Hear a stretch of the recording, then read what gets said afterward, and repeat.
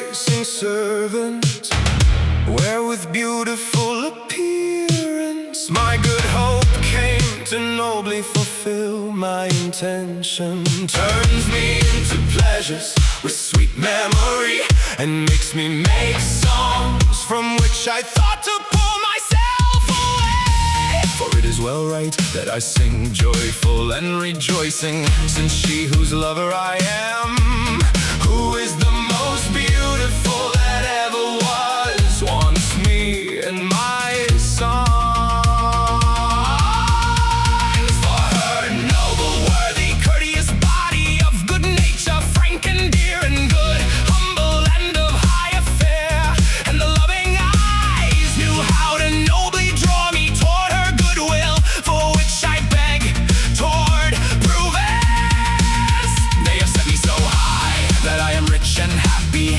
Only let at our pleasure we fulfill the leisure, that power not fail in it.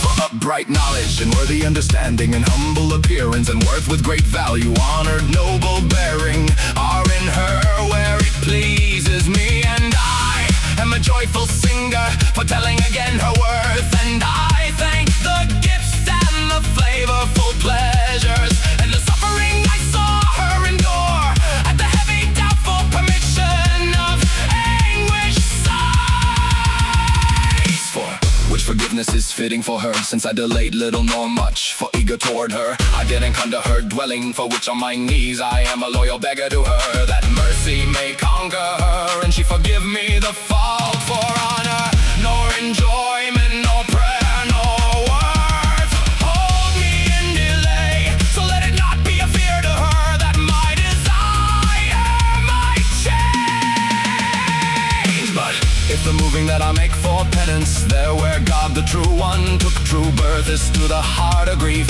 she must not have holding back of it, for with every good appearance she is of all